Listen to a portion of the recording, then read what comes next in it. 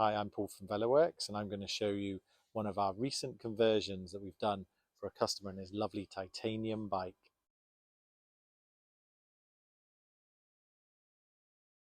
So here we have a titanium Van Nicholas Amazon, a wonderful sturdy bike from around the mid to late 2000s. The customers owned the bike from new and he's loved the bike and done so much with the bike, but wanted to convert it from cantilever brakes to disc brakes, which you think would be quite simple, but actually you've got to have a whole new wheels. There's quite a lot to it. But the best thing that he did with this bike is he bought it with a frame that has rear disc mounts. So he thought, when he bought the bike, longevity wise, I'm going to be able to get the most out of this bike if I have a frame with disc brakes at the back. So what do you need to do to buy a sustainable bike? There's a number of things you can do. Firstly, you can do some research, look up certain brands. I would say if you go more towards a steel frame, the steel frame is going to last you a lot longer. Titanium is good. Aluminium's a good material.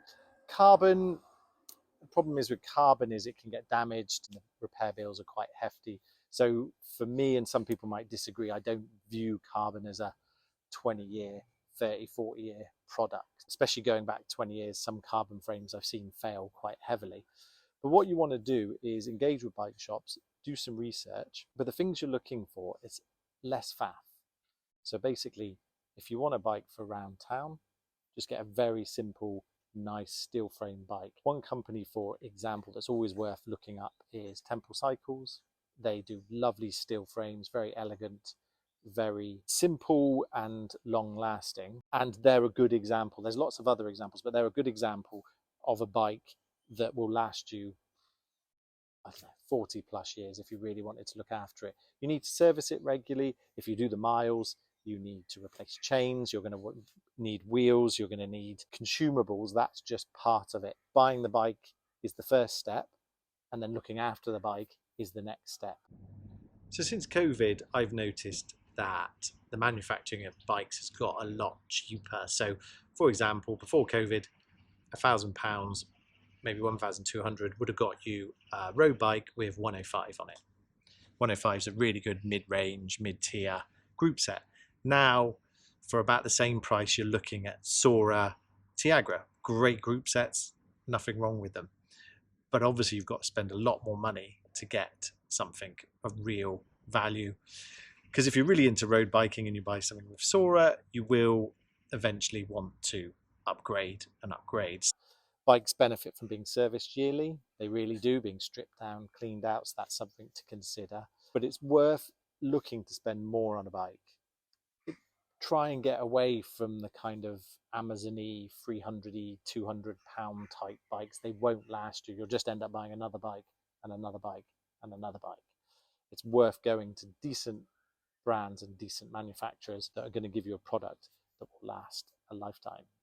So fortunately, with this conversion, the customer really knew what he wanted. So that helps guide us or guide me into producing something that he's going to be happy with.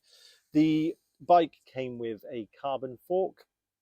It didn't have disc mounts, and he did actually say to me that he was a little bit worried that it was like 20 years old, so kind of wanted to replace it. Also, for a bit more versatile forks, so one with rack mounts, luggage mounts, and also disc brake compatible. So we went for the Surly Trucker fork, the disc trucker, and it's got the same specifications as his last fork, a similar rake. So ideally the bike shouldn't feel too different when riding. We've opted for some nice endurance wheels.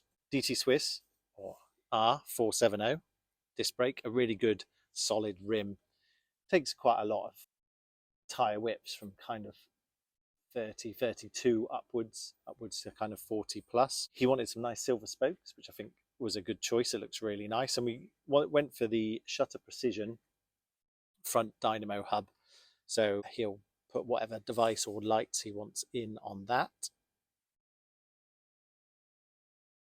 For the rear wheel, same rim obviously, and we've gone for the Bitex rear hub in silver, really nice finish to that. And then for the disc brake conversion, I'll show you the discs.